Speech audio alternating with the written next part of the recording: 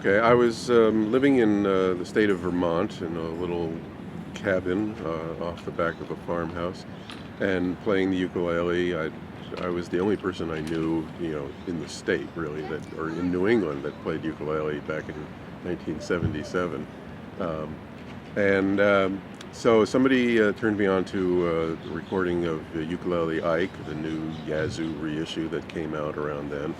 And that was a big deal for me. I was suddenly totally infatuated with the ukulele Ike and started learning his songs. And then I looked at the Yazoo catalog and discovered that they had a Roy Smeck record coming out. So I got that and listened to it. And there's one cut on that it's the tune Uke Said It. I think they call it something else on that record. And when I heard that, I thought, wow, this guy has really got something that I've never heard before. And I was reading the back of the record, and at the end it said, and Roy is still around teaching, giving lessons, and living on the Upper West Side in New York. And I thought, maybe I could get a lesson with him. So I wrote him a letter, and then I called him up, and my band was going down to New York to play a gig.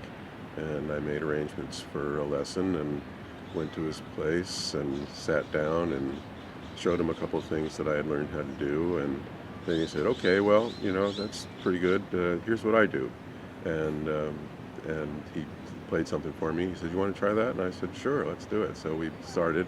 And after the first lesson, I decided that it was time for me to quit the band, leave Vermont, move to New York, and take lessons with Roy. He was 80 years old. I was 30 years old. This was a once-in-a-lifetime opportunity, and I'm sure glad I did it. So I can play you the tune that he showed me. It's 5'2", Ain't She Sweet? It goes like this. I think I know it.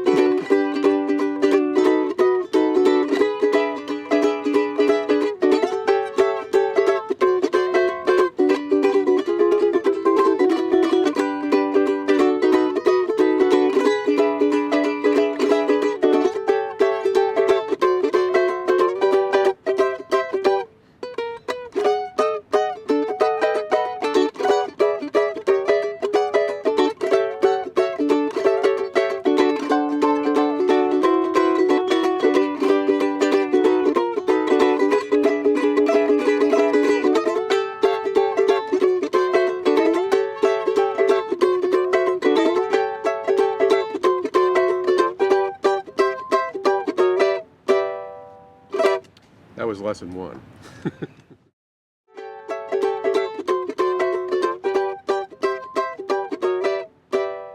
Well, I think the way it works is that first you try to find the melody. Find a place on the uke where the melody will lay nicely. And in that tune,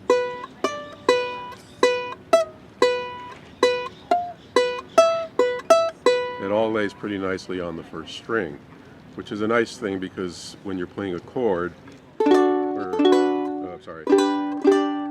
that's the last note you hear in the chord, and that's the melody note that kind of sticks in your head. So I think Roy would take a tune, figure out where was the best place, the best key to play it in on the uke, and then start to develop the chords around the melody that way.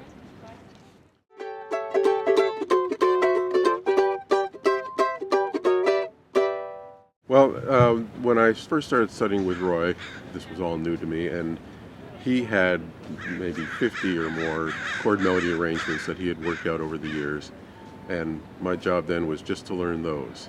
And that gave me a really good basis and vocabulary of keys, chords, positions, techniques for me to do my own. And it took me a long time to get from learning Roy's chord melody arrangements to start to making my own. There's a lot of thought and preparation and experience that you need before you can really begin to do it yourself.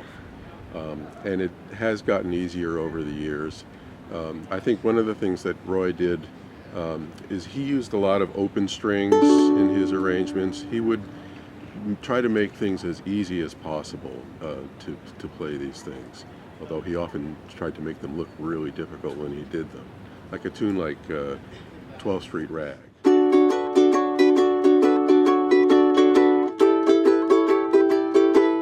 lot of open strings in there, but you can really hear the melody ringing, and you just want to make it as easy as you possibly can, because it's going to get pretty gnarly once you start getting up the neck and doing other things. And yeah, over the years I started creating my own chord melody arrangements, and it really helps to have the words in your head, know the harmony of the song really well, the chord changes, and then the real trick to me is figuring out which key is this really going to work best in, because sometimes you get into some very awkward hand positions, or the melody, because of the limited range of the ukulele, it's either too low or too high. So you need to kind of fit the melody into the range of the uke and find the right chords to do that.